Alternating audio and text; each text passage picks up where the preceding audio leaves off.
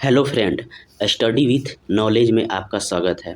आज एडिटेरिया का जो न्यू प्रैक्टिस सेट निकला है, जो वॉल्यूम नंबर 2 है, जिसमें 15 सेट हैं, जिसका प्रैक्टिस सेट कराने जा रहे हैं। इसमें सेट नंबर 6 का डिस्कशन कराने जा रहे हैं, जो परीक्षा के लिए अति महत्वपूर्ण प्रश्न दिए गए हैं, जो आगामी 1275 न्यू दरोगा का वैकेंसी आया है, उसके लिए बहुत ही इम्पोर्टेंट क्वेश्चन इसमें दिया हुआ है, जो परीक्षा के लिए बहुत ही उपयोगी साबित हो सकते हैं। तो क्वेश्चन नंबर 1, किसी राज्य में विधान परिषद का गठन एवं उसकी समाप्ति की जा सकती है। तो किसके द्वारा? तो संबंधित राज्य की विधानसभा द्वारा पूर्ण बहुमत से पारित प्रस्ताव एवं संसद से पारित विधि के द्वारा।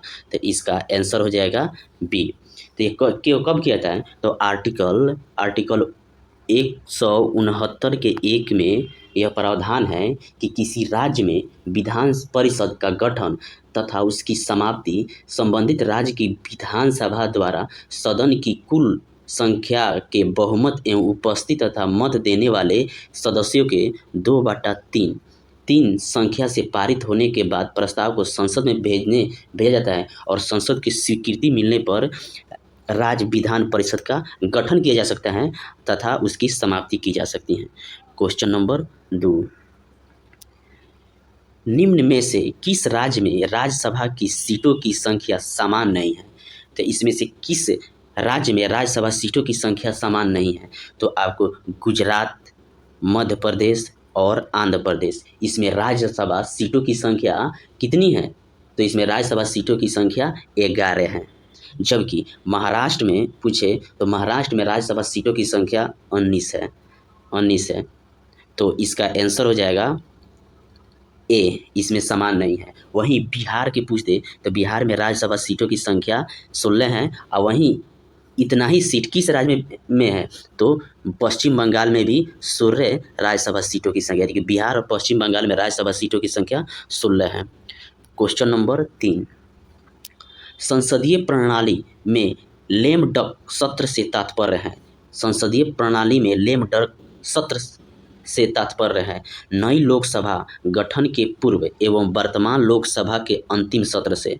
नई लोकसभा गठन से पूर्व एवं वर्तमान लोकसभा के अंतिम सत्र से।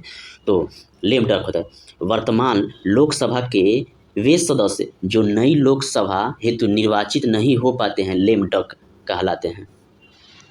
क्वेश्चन नंबर 4, बिहार पंचायती राज अधिनियम 2006 के अंतर्गत 2 ग्राम सभा की बैठकों के बीच अधिकतम कितनी अवधि का अंतर होना चाहिए? माने 2 ग्राम सभा बैठक के बीच अधिकतम कितनी अवधि होना चाहिए? तो 3 माह का होना चाहिए। बिहार पंचायती राज अधिनियम 2006 के द्वारा ग्राम सभा की बैठक समय समय पर होने का प्रावधान है, किंतु किन्हीं 2 बैठक के बीच का अंतराल 3 माह से अधिक नहीं होना चाहिए। क्वेश्चन नंबर 5, किस अधिनियम के अंतर्गत केंद्रीय बजट को राज्य बजट से अलग कर दिया गया? केंद्रीय बजट को राज्य बजट से अलग कर दिया गया। तो यह है भारत शासन अधिनियम 19 के प्रावधान के द्वारा यह अलग कर दिया गया। और क्या राज्य विधानसभाओं को अपना बजट स्वयं बनाने की स्वीकृति मिल गई। राज्य को विधानसभाओं को अपना बजट स्वयं बनाने की स्वीकृति मिल गई। और इसी अधिनियम 1919 के अधिनियम में इस अधिनियम के तहत केंद्र में द्विसदनात्मक विधायिका की स्थापना की गई केंद्र में। और वहीं इस अधिनियम के द्वारा प्रांतों में द्वैध शासन प्रणाली लागू की गई 1919 के अधिनियम के द्वारा। क्वेश्चन नंबर 6, भारतीय संविधान में तदर्थ न्यायाधीश की नियुक्ति का प्रावधान है। भारतीय संविधान में तदर्थ न्यायाधीश की नियुक्ति का प्रावधान है, तो यह सर्वोच्च न्यायालय में। तो तदर्थ न्यायाधीश की नियुक्ति कब की जाती है? जब कभी उच्चतम न्यायालय में कोरम पूरा करने में अस्थायी न्यायाधीशों की संख्या कम हो रही हो, तो भारत का मुख्य न्यायाधीश जो होता है किसी उच्च न्यायालय के किसी न्यायाधीश को अस्थायी काल के लिए, अस्थायी काल के नहीं, अस्थायी काल के लिए उच्चतम न्यायालय में तदर्थ न्यायाधीश की नियुक्ति कर सकता है। या कब कर सकता है? तो उच्च न्यायालय के मुख्य न्यायाधीश के परामर्श एवं राष्ट्रपति की पूर्व मंजूरी के बाद ही यह कर सकते हैं, तदर्थ न्यायालय के न्यायाधीशों की नियुक्ति। क्वेश्चन नंबर 7, संविधान के किस अनुच्छेद के तहत संसद द्वारा किसी राज्य को अनुदान उपलब्ध कराया जाता है? तो किट आर्टिकल के तहत थी संविधान संसद द्वारा किसी राज्य को अनुदान उपलब्ध कराया जाता है? तो आर्टिकल 275 के द्वारा यह प्रावधान किया गया है कि वह राज्य को आवश्यकता पड़ने पर अनुदान उपलब्ध कराए। यह राशि भारत के संचित निधि पर भारित होगा। क्वेश्चन नंबर 8, निम्न में से कौन सा संविधान संशोधन अधिनियम वस्तु एवं सेवा कर से संबंधित है? तो कौन सा संविधान संशोधन अधिनियम वस्तु यानी कि जीएसटी से संबंधित है? तो 98 नहीं, 99 भी नहीं, यह हो जाएगा 101वां संविधान संशोधन। तो यह हो जाएगा 101वां संविधान संशोधन 2016 में यह प्रावधान किया गया था। इसको लागू कब किया गया था? जीएसटी को 1 जुलाई 2017 को लागू कर दिया गया था। क्वेश्चन नंबर 9, विधि का शासन संबंधित प्रावधान को किस देश के संविधान से लिया गया है? विधि का शासन संबंधित प्रावधान को किस देश से लिया गया है? तो यह लिया गया है आपको ब्रिटेन से लिया गया है। और वहीं पूछे कि विधि द्वारा स्थापित प्रतिक्रिया किस देश से लिया गया है? तो यह जापान से लिया गया है। और वहीं पूछ दे कि संघीय पद्धति कहाँ से लिया गया है? तो यह कनाडा से लिया गया है। और आपात उपबंध कहाँ से लिया गया है? तो आपात उपबंध जर्मनी से लिया गया है। मूल अधिकार पूछ दे तो यह कहाँ से लिया गया है? अमेरिका से। और मौलिक कर्तव्य रूस से लिया गया है। क्वेश्चन नंबर 10, दिए गए विकल्पों में कौन सी भाषा 8वीं अनुसूची में शामिल नहीं है? तो कौन भाषा है जो 8वीं अनुसूची में शामिल नहीं है? तो सिंधी शामिल है, नेपाली शामिल है, मराठी शामिल है। इसमें से कोई यानी कि सभी के सभी शामिल है। तो सिंधी को कब शामिल किया गया था? तो 21वें संविधान संशोधन के द्वारा 1967 में सिंधी को शामिल किया गया। वहीं कोंकणी, मणिपुरी और नेपाली, इसको फॉर्मूला होता है 71वें संविधान संशोधन द्वारा। तो 9 से हो जाएगा आपका नेपाली, म से हो जाएगा मणिपुरी, क से हो जाएगा कोंकणी, यानी कि 1992 में कोंकणी, मणिपुरी, नेपाली को शामिल किया गया। 1992। अब 92वां संविधान संशोधन 2003 में हुआ था। इसमें 4 भाषाओं को शामिल किया गया था। एक था मैथिली, दूसरा था संथाली, डोंगरी और बोडो को शामिल किया गया था। क्वेश्चन नंबर 11, विश्व जल संरक्षण दिवस प्रतिवर्ष कब मनाया जाता है? तो विश्व जल संरक्षण दिवस प्रतिवर्ष 22 मार्च को मनाया जाता है। यह पहली बार कब मनाया गया था? तो पहली बार 1993 से शुरू कर दिया गया था। पहली बार 1993 में मनाया गया था। वहीं 24 अप्रैल को पूछ दे तो 24 अप्रैल को कौन सा दिवस मनाया जाता है? तो राष्ट्रीय पंचायती राज दिवस 24 अप्रैल को मनाया जाता है। और विश्व पर्यावरण दिवस 5 जून को मनाया जाता है। और विश्व जनसंख्या दिवस 11 जुलाई को मनाया जाता है। क्वेश्चन नंबर 12, कांवर झील जो रामसर स्थल की सूची में सूचीबद्ध किया गया है, यह बिहार के किस जिले में स्थित है? तो कांवर झील रामसर स्थल के सूचीबद्ध किया बिहार के किस जिले में है? तो यह बेगूसराय जिले में है। यह कितना नंबर का रामसर स्थल है? तो 39वां रामसर स्थल है। और बिहार का प्रथम, अभी 75 रामसर साइट सूचीबद्ध किया जा चुका है। क्वेश्चन नंबर 13, IUCN का मुख्यालय कहाँ स्थित है? IUCN का मुख्यालय स्थित है स्विट्जरलैंड में है। और IUCN की स्थापना कब की गई थी? तो IUCN की स्थापना 1948 में की गई थी। क्वेश्चन नंबर 14, किस बायोम में सबसे कम तापांतर पाया जाता है? तो किस बायोम में सबसे कम तापांतर पाया जाता है? तो सदाबहार वन बायोम में सबसे कम तापांतर पाया जाता है। क्यों? सदाबहार बायोम के मुख्य रूप से विषुवत रेखा के समीप पाया जाता है। इस कारण यहाँ वर्षा प्रचुर मात्रा में होती है, जो तापांतर को कम रखने में सहायता होता है। तो इसका आंसर डी होगा। क्वेश्चन नंबर 15, भारत के अधिकांश वन जीव संरक्षण क्षेत्र घिरे हुए हैं। तो भारत का अधिकांश वन जीव संरक्षण क्षेत्र घिरे हुए हैं किसका? मानव बस्तियों से घिरे हुए हैं। तो 2021 के जो वन रिपोर्ट आया था, इसमें वन की संख्या कितना है? तो 24.62% भारत में वनों का विस्तार है। वहीं अंतर्राष्ट्रीय मानकों के अनुसार भारत की वन कुल भूमि का कितना परसेंट वन होना चाहिए? तो 33% होना चाहिए, जो नहीं है। तो अजय हम कह सकते हैं कि भारत में मानव आबादी अधिक होने के कारण अधिकांश वन जीव संरक्षित क्षेत्र मानव बस्तियों से हैं। तो इसका आंसर डी हो जाएगा। क्वेश्चन नंबर 16, मिष्टी योजना जो हाल ही में शुरू किया गया है, इसका संबंध किससे है? तो मिष्टी योजना का संबंध किससे है? तो ना शिक्षा से होगा, ना विद्युत से होगा, ना चिकित्सा का, इसमें से कोई नहीं इसका आंसर होगा। तो मिष्टी योजना किससे है? तो मिष्टी योजना जो है यह मैंग्रोव वन के बचाव से संबंधित, यानी कि संवर्धन से संबंधित है। मैंग्रोव वन के इस योजना का उद्देश्य भारतीय तटों पर मैंग्रोव पारिस्थितिकी को संरक्षित पुनर्जीवित करना है। क्वेश्चन नंबर 17, हाल ही में आयोजित संयुक्त सैन्य अभ्यास अजय वारियर 2023 किन देशों से संबंधित है? अजय वारियर जो अभ्यास हुआ है, सैन्य अभ्यास, किस देश से संबंधित है? तो यह भारत और ब्रिटेन से संबंधित है। और यह कितना नंबर 7वां संस्करण था जो कहाँ हुआ है? तो यूके में, यूनाइटेड किंगडम में इसका आयोजन किया गया है। क्वेश्चन नंबर 18, किस राज्य ने भारत की पहली हरित ऊर्जा आधारित सौर पैनल बनाने की घोषणा की गई है? किस राज्य ने भारत की पहली हरित ऊर्जा आधारित सौर पैनल बनाने की घोषणा की है? तो यह उत्तराखंड राज्य ने सौर पैनल बनाने की घोषणा की है। इस संयंत्र को भारतीय हरित भवन परिषद द्वारा एक हरित सुविधा के रूप में प्रमाणित किया गया है। यह प्रति वर्ष 70 मिलियन टन से अधिक CO2 को उत्सर्जन को कम करेगा। यह भारत हरित ऊर्जा आधारित सौर पैनल। क्वेश्चन नंबर 19,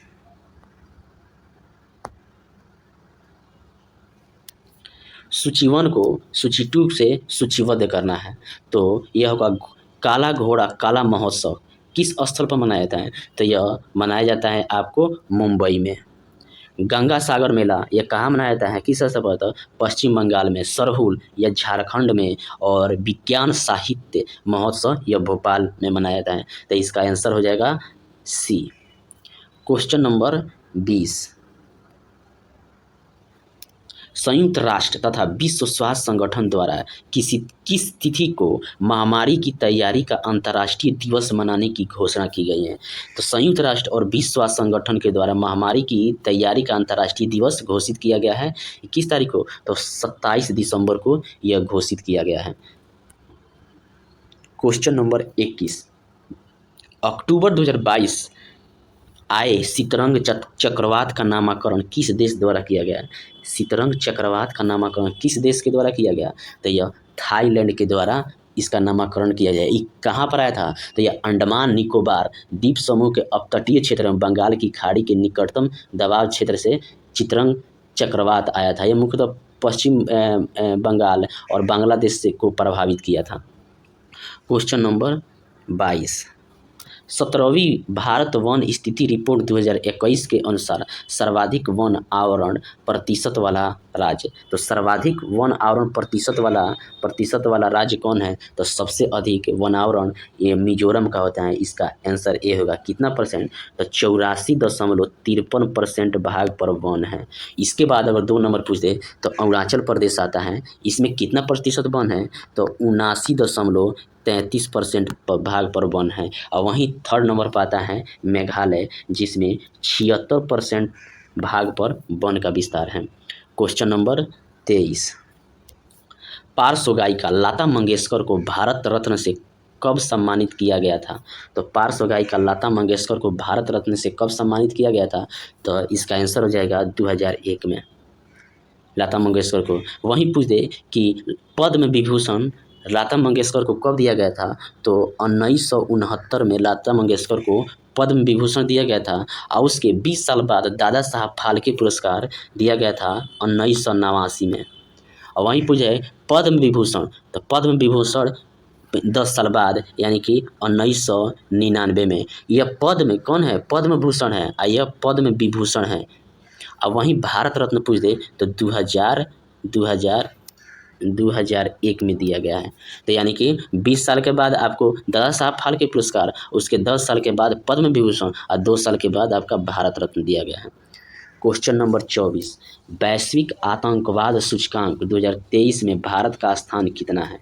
तो वैश्विक आतंकवाद सूचकांक में भारत का स्थान है 13वां है। यह कौन जारी करता है? तो यह institute for economics and peace द्वारा आईईपी के द्वारा जारी किया गया। सबसे अधिक आतंकवाद प्रभावित यानी कि प्रथम स्थान अफगानिस्तान है। क्वेश्चन नंबर 25, 32वें बिहारी पुरस्कार 2022 से किसे सम्मानित किया गया है? तो 32वें बिहारी पुरस्कार 2022 से डॉक्टर माधव हड्डा को सम्मानित किया गया है। और वहीं पूछ दे कि 32वें व्यास सम्मान 2022 किसे दिया गया है? तो यह ज्ञान चतुर्वेदी को व्यास सम्मान दिया गया है।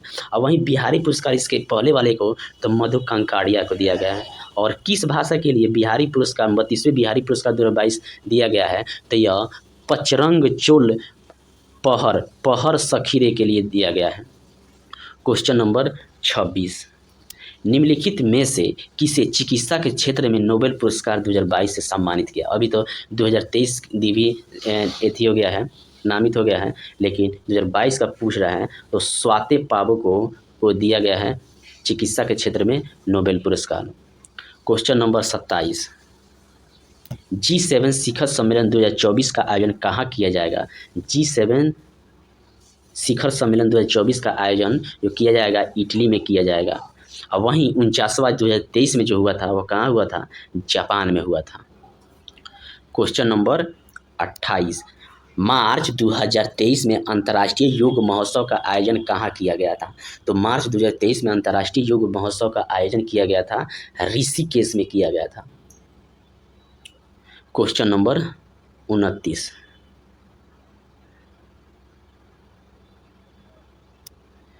अर्जेंटीना ने किस देश को हराकर 22वां फीफा विश्व कप 2022 जीता? अर्जेंटीना किस देश को हराकर 22वां फीफा विश्व कप 2022 जीता?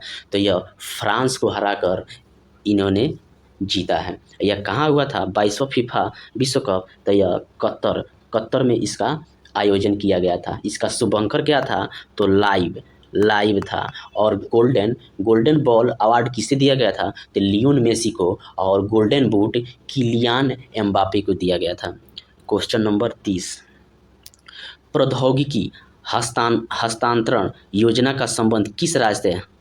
तो प्रौद्योगिकी हस्तांतरण योजना का संबंध किस राज्य से है? तो यह केरल राज्य से है। क्वेश्चन नंबर 31,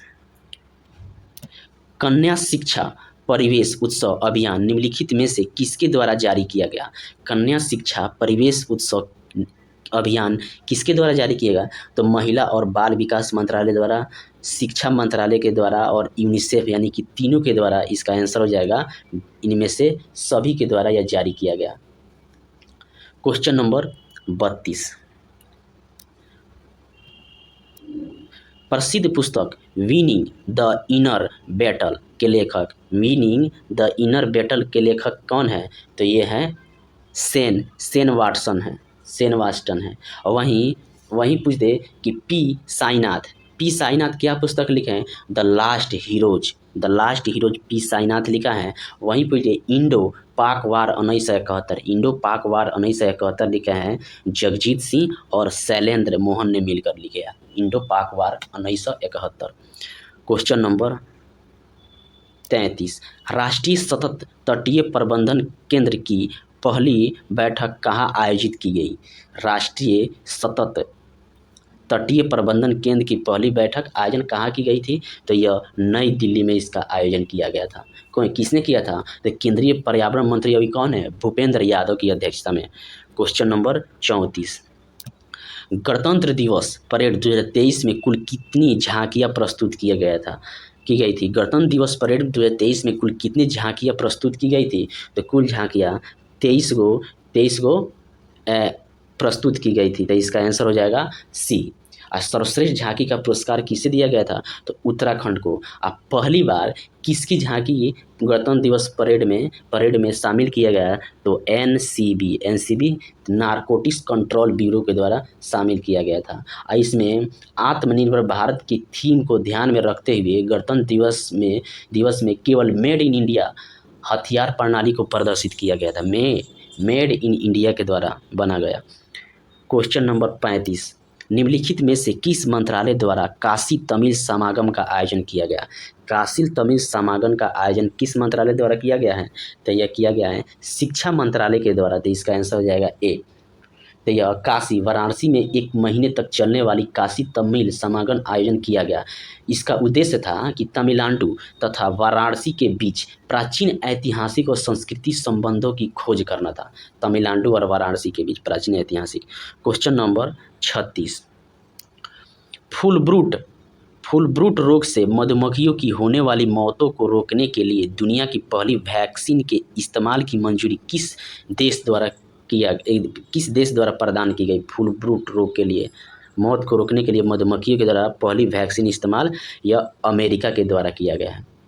क्वेश्चन नंबर 37, मई 2023 में किसे विश्व बैंक के अध्यक्ष के रूप में नियुक्त किया गया है? तो मई 2023 में विश्व बैंक के अध्यक्ष के रूप में नियुक्त किया गया है, यह थे अजय बंगा को नियुक्त किया गया है। और वहीं नील मोहन, जो हम यूट्यूब चला रहे हैं अभी, वह यूट्यूब के CEO हैं नील मोहन। मनप्रीत मोनिका सिंह कौन है? तो यह अमेरिका में पहली सिख न्यायाधीश है। मनप्रीत मोनिका सिंह अमेरिका में पहली सिख न्यायाधीश है, ये भी इम्पोर्टेंट है। क्वेश्चन नंबर 38, अक्टूबर 2022 में राष्ट्रपति ने राज्यसभा के लिए 4 सदस्यों को मनोनीत किया। निम्नलिखित में से कौन इसमें शामिल नहीं है? 2022 में राष्ट्रपति के द्वारा 4 सदस्यों को मनोनीत किया गया, जिसमें कौन शामिल नहीं है? तो इसमें विजेंद्र हेगड़े शामिल है, केवी विजेंद्र प्रसाद ये भी शामिल है, इलैया राजा ये भी शामिल है। इसमें शामिल नहीं है श्री कपिल कपूर शामिल है। इसका आंसर सी होगा। 4 व्यक्तियों को शामिल थे, 3 व्यक्ति तो ये हो गए, एक कौन थी? तो एक थी पीटी उषा को शामिल किया गया था। क्वेश्चन नंबर 39, निम्नलिखित में से किस योजना की शुरुआत की घोषणा केंद्रीय बजट 2023-24 में की गई थी? तो किस योजना की शुरुआत केंद्रीय बजट 2023-24 में की गई थी? तो ई न्यायालय परियोजना चरण 3 का, प्राथमिक कौशल विकास योजना 4 का और अमृत धरोहर स्कीम के द्वारा, यानी कि इसमें से सभी को दिया गया था। क्वेश्चन नंबर 40, आर्थिक समीक्षा 2022-23 के अनुसार 2023 से 27 तक कितने PM श्री स्कूल का निर्माण किया जाएगा? तो आर्थिक समीक्षा जो अभी निकला था 23 से 27 तक कितने PM श्री स्कूल निर्माण किया जाएगा? तो 14,500 PM श्री स्कूल का निर्माण किया जाएगा।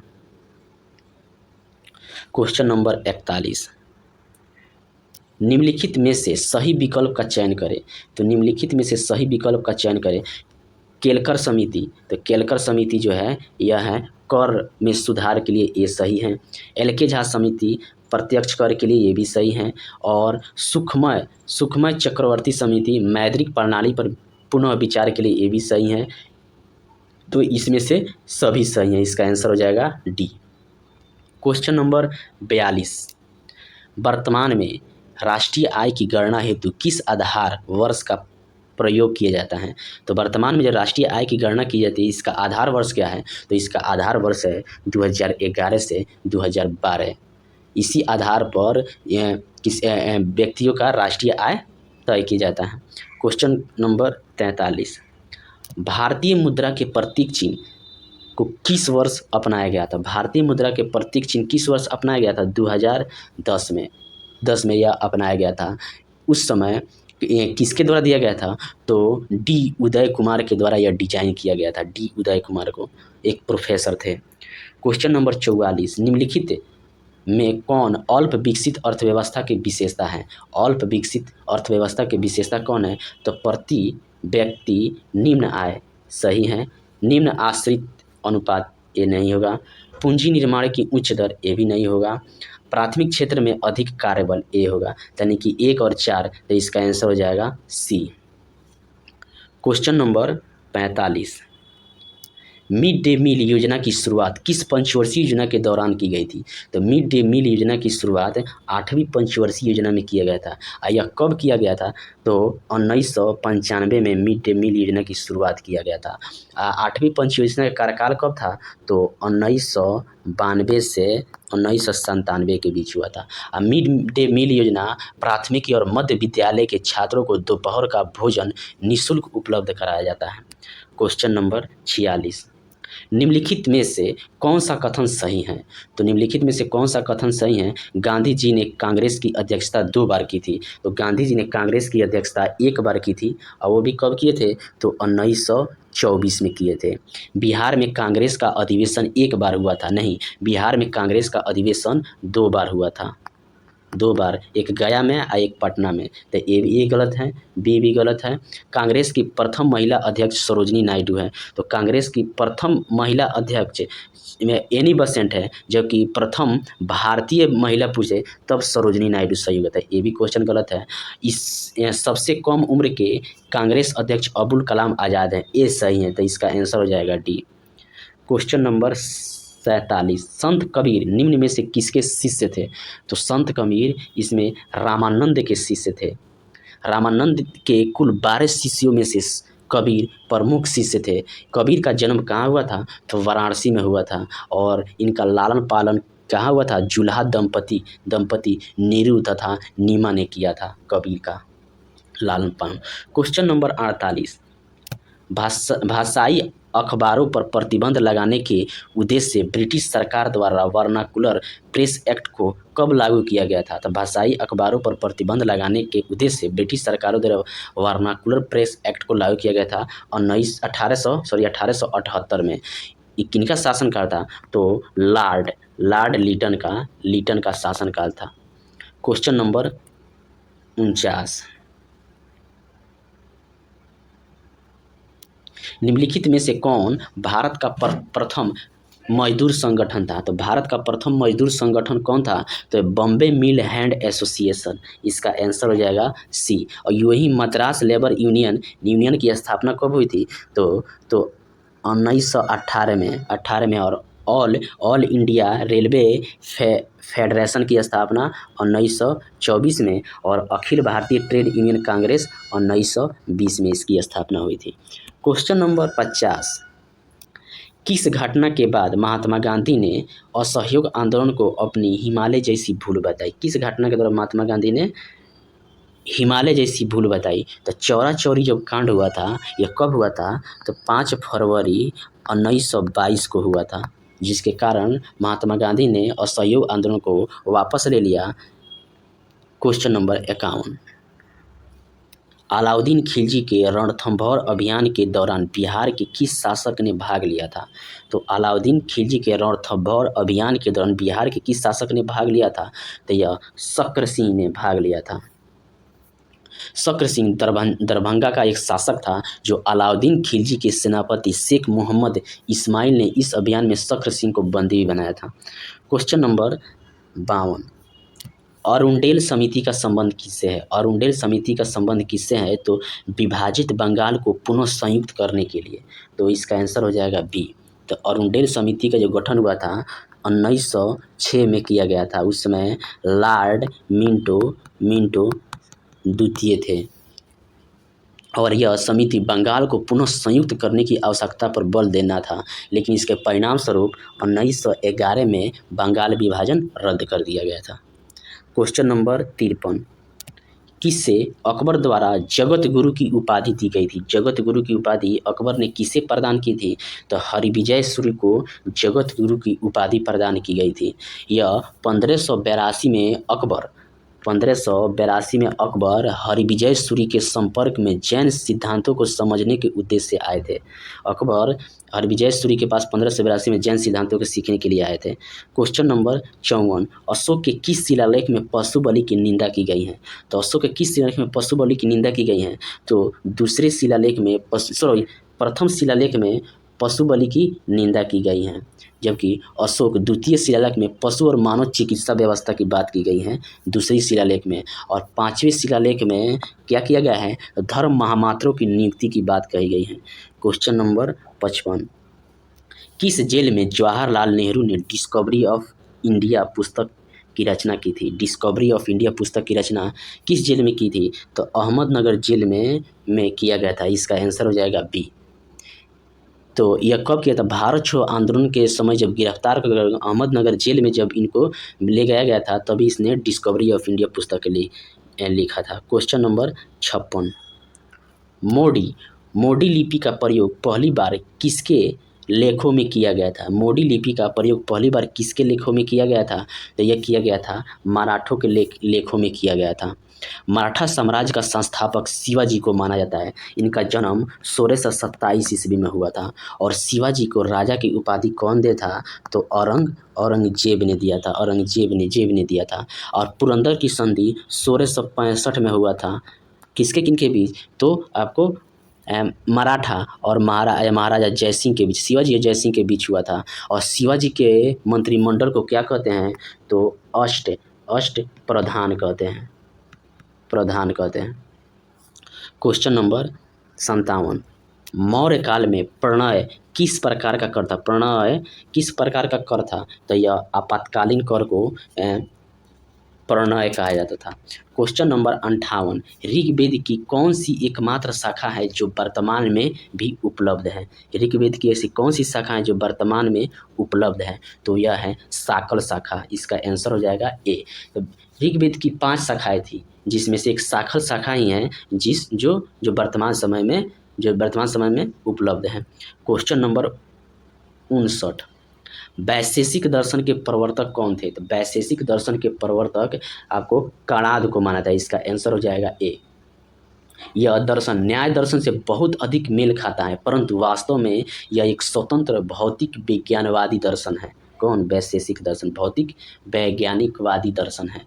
क्वेश्चन नंबर 60, बिहार में किस वर्ष चंपारण कृषि कानून को पारित किया गया था? तो बिहार में चंपारण कृषि कानून को पारित किया गया था 1918 ईस्वी में पारित किया गया। ये 3 कठिया पद्धति पर, यानी कि 3 कट्ठा 20 भाग पर यह खेती की जाती थे, जिसके सदस्य के रूप में महात्मा गांधी को भी शामिल किया गया था। क्वेश्चन नंबर 61, वैसे पौधे जो पोषण के लिए सड़ी गली चीज़ों पर आश्रित हैं वे क्या कहलाते हैं? तो वैसे पौधे जो सड़ी गली चीज़ों पर आश्रित होते हैं क्या कहलाते हैं? तो यह कहलाते हैं मृतजीवी कहलाते हैं। मृतजीवी का उदाहरण है मशरूम होता है। और वहीं परजीवी, वैसे पौधे जो पोषण के लिए दूसरे पौधे पर आश्रित होते हैं उसे परजीवी कहते हैं। इसका उदाहरण है अमरवेल है। क्वेश्चन नंबर 62, केंद्रिका में क्या पाया जाता है? तो केंद्रिका में क्या पाया जाता है? तो केंद्रिका में प्रोटीन पाया जाता है, आरएनए पाया जाता है, डीएनए पाया जाता है। 1, 3, 4 पाया जाता है। इसका आंसर हो जाएगा डी। केंद्रिका के कार्य होता है, यह आरएनए का संग्रह करता है और तथा राइबोसोम का निर्माण करता है केंद्रिका। और यह समसूत्री कोशिका विभाजन में मुख्य भूमिका निभाता है। और केंद्रिका आनुवंशिक सूचनाओं को एक पीढ़ी से दूसरी पीढ़ी में स्थानांतरित करने में मध्यस्थ कार्य करते हैं, आनुवंशिक सूचनाओं को। क्वेश्चन नंबर 63, निम्नलिखित में से कौन प्रोटोजोआ जनित रोग नहीं है? तो प्रोटोजोआ जनित रोग नहीं है तो मलेरिया है, काला जर भी है, निद्रा रोग, यानी कि तीनों है। जबकि कलसुआ प्रोटोजोआ जनित रोग नहीं है, यह वायरस से द्वारा था। इसका आंसर हो जाएगा डी। क्वेश्चन नंबर 64, ऑक्सीशोषण के संबंध में निम्न में से कौन सा कथन सत्य है? तो ऑक्सीशोषण के संबंध में कौन सा कथन असत्य है? तो यह इस शोषण में अवायवीय शोषण की तुलना में कम मात्रा में ऊर्जा उत्पन्न होती है। तो इसका आंसर हो जाएगा बी, असत्य है। यह एक जैविक क्रिया है जिसमें शर्करा वसा ऑक्सीकरण होता है और ऊर्जा मुक्त होती है शोषण क्रिया। इस प्रक्रिया में CO2 तथा ATP का निर्माण होता है। क्वेश्चन नंबर 65, मानव शरीर में सबसे बड़ी अंतःस्रावित ग्रंथि निम्न में से कौन सी है? तो मानव शरीर में सबसे बड़ी अंतःस्रावित ग्रंथि कौन सी है? तो यह है थायराइड। मानव शरीर की सबसे बड़ी ग्रंथि कौन है? तो यकृत है। तो इसका आंसर हो जाएगा बी। जबकि मानव शरीर में सबसे बड़ी ग्रंथि यकृत है। और मानव शरीर की सबसे मिश्रित ग्रंथि किसको कहते हैं? जो स्रावित और बहिस्रावित दोनों होता है उसको कहते हैं अग्नाशय को कहते हैं। क्वेश्चन नंबर 66, प्रकाश संश्लेषण रासायनिक अभिक्रिया होता है, यह ग्रेना में होता है।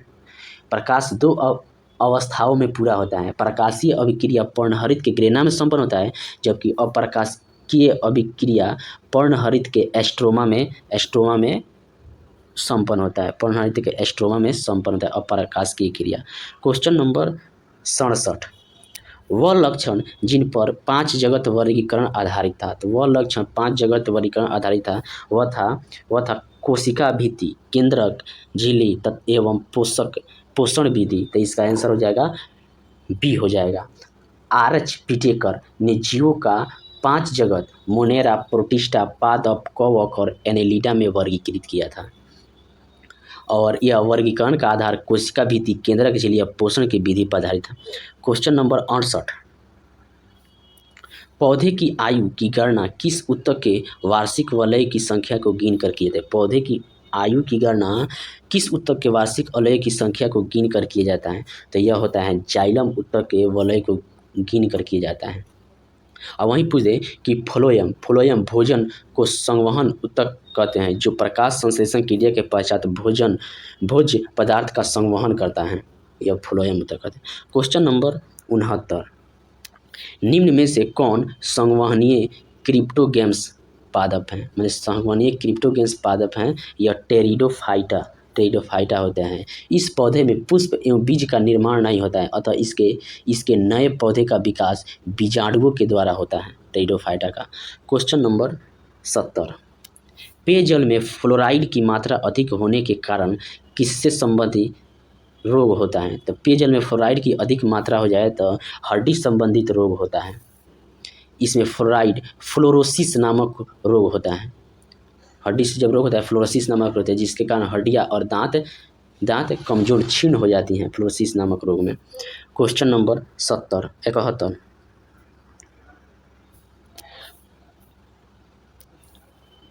प्लूटोनियम न्यूक्लियाइड में नाभिक में न्यूट्रॉनों की संख्या कितनी होती है। मैंने प्लूटोनियम न्यूक्लियाइड में नाभिक में न्यूट्रॉनों की संख्या, तो इसका जो है द्रव्यमान है 242 है। द्रव्यमान में से परमाणु संख्या 94 जब घटाते हैं तो यह आता है 148। तो यह न्यूट्रॉनों की संख्या हो गया 148। इसका आंसर हो जाएगा सी।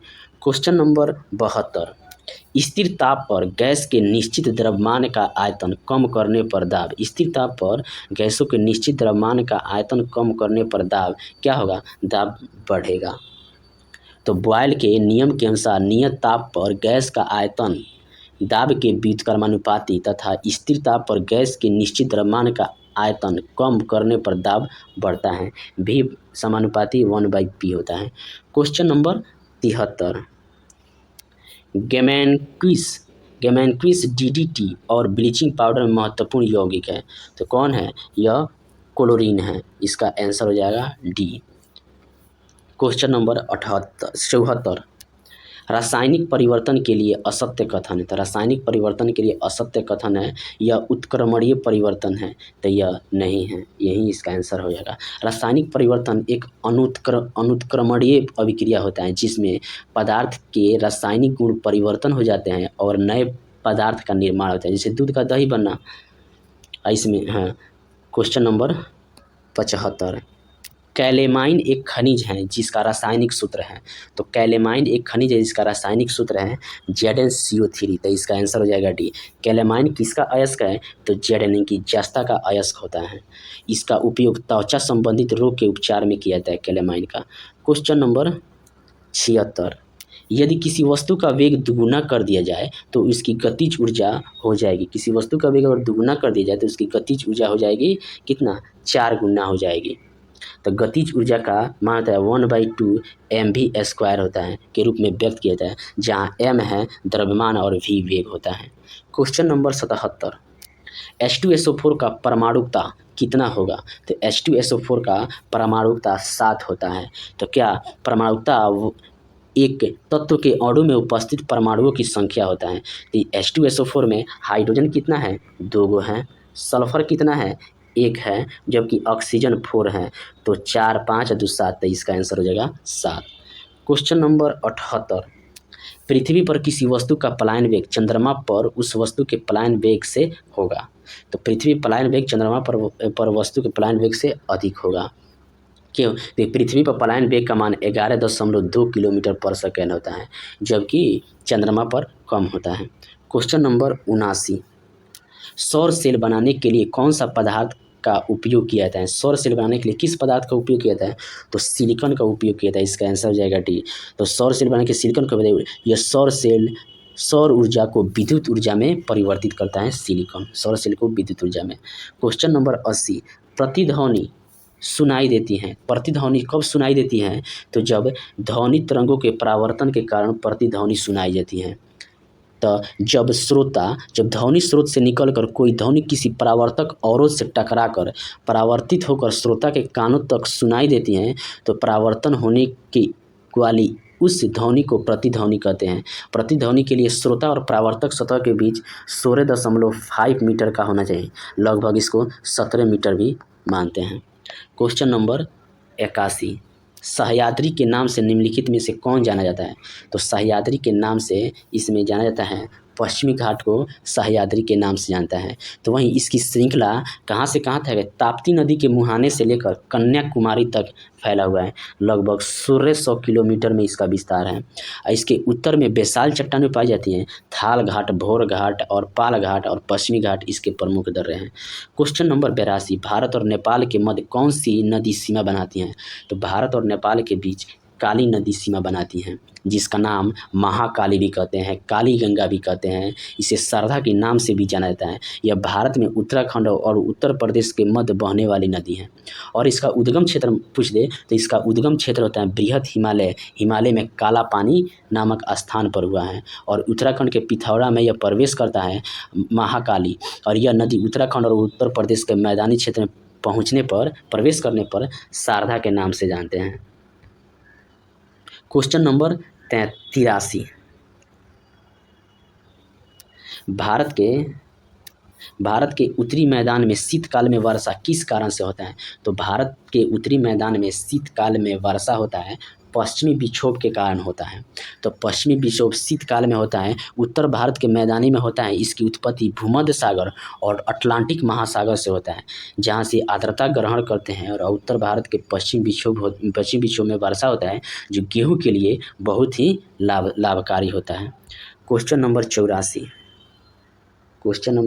जो होता है, उष्णकटिबंधीय वन। तो उष्णकटिबंधीय वन होता है साइलेंट वैली 1 का 3।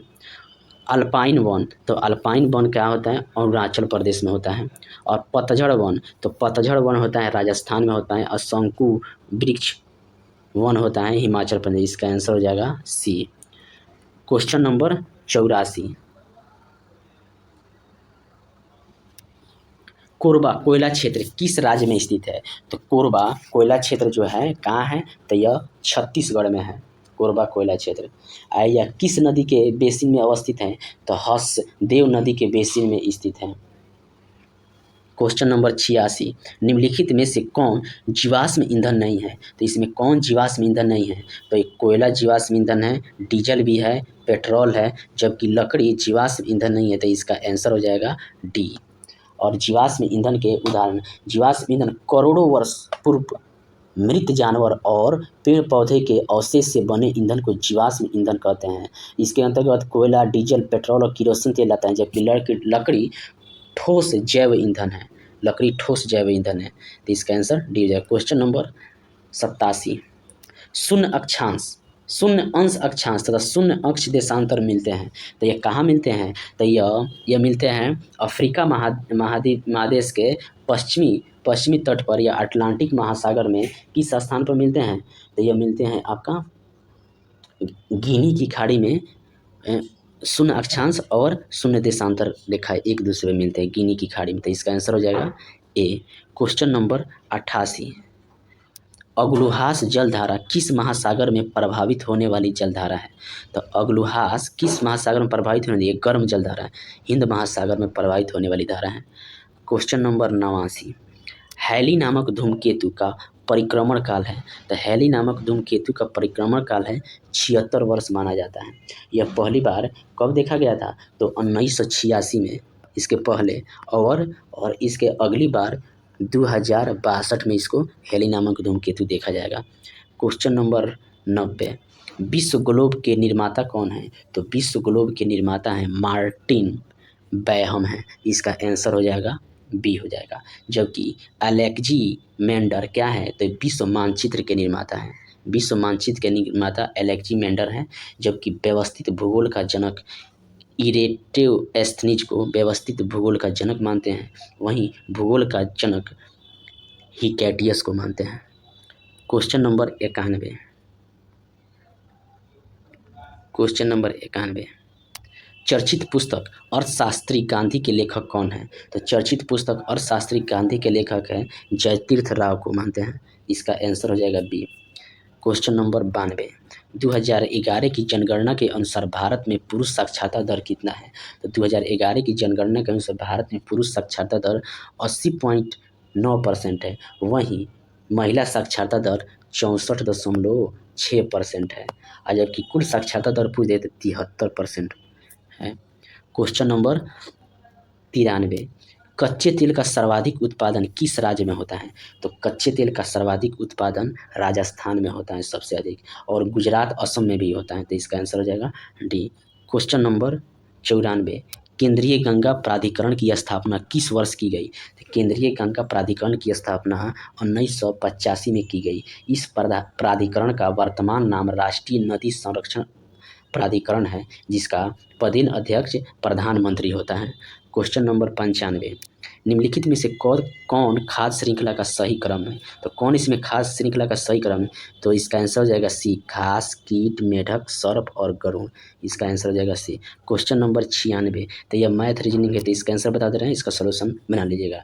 तो क्वेश्चन नंबर 96 का आंसर है सी हो जाएगा।